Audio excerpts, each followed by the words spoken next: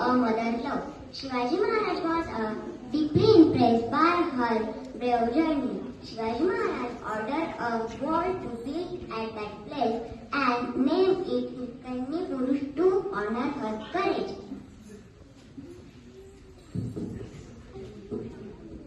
कलम नव्हता आणि कायदेही नव्हते, कारण सिंहासनावर होता महाराजा छत्रपती शिवाजी महाराज की जय भवानी. ही कथा आहे आपल्या बाळासाहेब प्राणार्पण लावणाऱ्या दासीची. छत्रपती शिवाजी महाराजांनी हिंदवी स्वराज्याची स्थापना करून रायगडात मुख्य राजधानी बनवली. गडाच्या पायथ्याशी राहणाऱ्या लोकांनी गडावर जाऊन मुख्य अन्न, तेल, मीठ, भाज्या विकायची मुभा होती.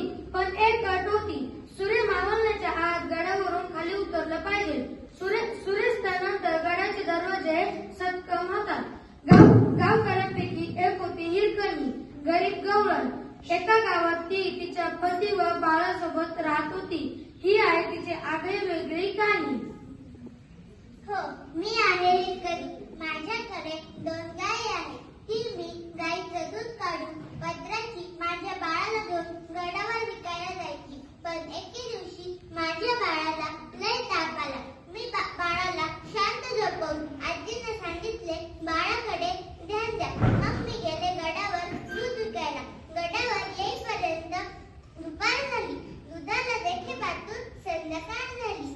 दिस मावळला. मी निघतच होते तोवर मोठा आवाज आला. तोफांचा आवाज, म्हणजे गडाचे सर्व दरवाजे बंद होणार. मी धावतच गेली. गडाचे सर्व दरवाजे बंद झाले. मी विनंती केली, पत्र पसरले, पण दरवाजा उघडला नाही. मी काय करू? माझे बाळ उपाशी असेल दिवसभर. दरवाजा उद्याच उघडणार. मी काय करू? कसं करू? मला काही बी समजेना. मला एक खोल दरी दिसली. दरीच्या बाजूलाच माझे गाव होते. पण दरी लई खोल, पोटात गोळा झाला. पण माझे बाळ. मी ठरवले, दरी उतरायची, जंगल पार करायचे आणि घरी जायचे. मी हळूहळू ती दरी पार करू लागले. खोल दरीत वाटेत साप, सरडे, किडे लय भय वाटले. पण कशी करून मी जंगलात पोहोचली. जंगलात रानडुकरं जनावरांशी 2 हात देऊन मी जीव हातात घेऊन घरी आले. बाळाला पाहून लय समाधान वाटले. झालेला सगळा त्रास मनातून काढून टाकला. साध्या भोळ्या पण धाडसी हिरकणीची कहाणी महाराजांच्या कानावर पोहोचली. महाराजांनी हिरकणीला गडावर बोलून घेतले. असेच घडलेला शिवाजी महाराज आणि हिरकणीमधला हा प्रसंग. होशार, खबरदार, महाराज येत आहे. तुझ्या निर्धाराचं आणि शौर्याचं कौतुक करावं तेवढं कमी. पण तुझा हा पराक्रम उघड्या डोळ्यांनी पाहायचा आहे. हा गड कसा उतरलीस? गड उतरली, खोल दरी पार केली. ती एक आईच होती. तुझ्यासारख्या झुंजार आईच्या पोटी जन्म घेतला. यांचं नाव झुंजारराव. यांना साधी चोळी देऊन सन्मान करा.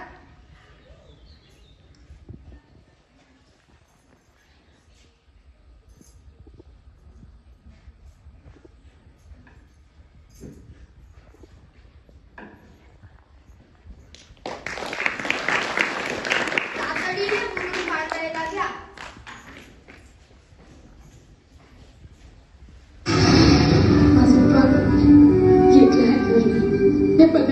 तुमच्या पुढे मला जाऊ दे.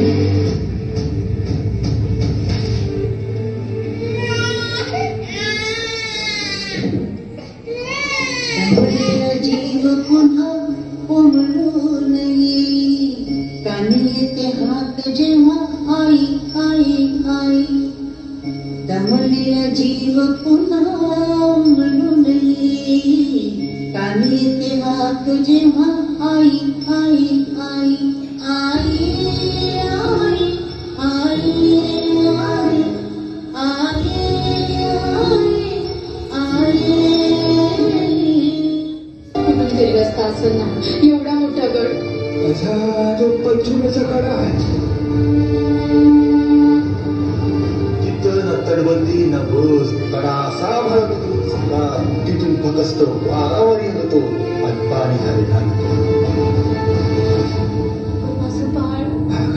आपण घाल पाठीशी उभी. ऐनवानीला संधीकडे पोचता येत नाही म्हणून तर तिने आई बनवलं. पोटासाठी जरी रोज हिंडते पाऊल, कान घेते क्षण क्षण पिरांची चाहूल.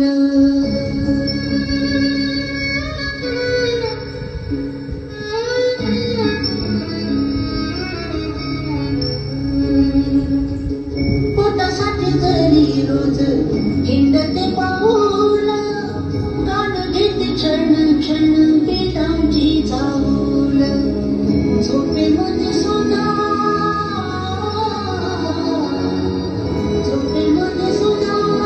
जाते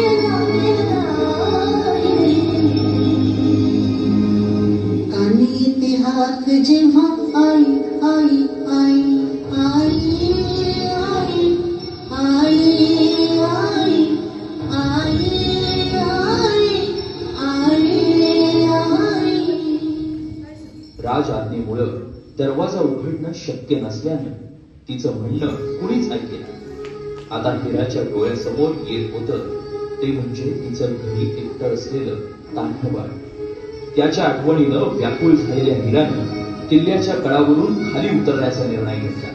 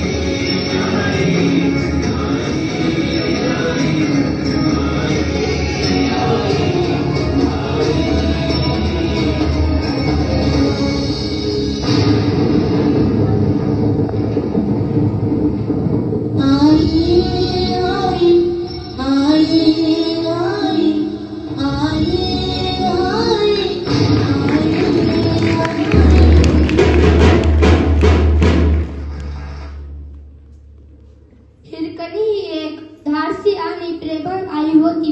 आपल्या बाळासाठी तिने रात्रीच्या अंधारात कड्यावरून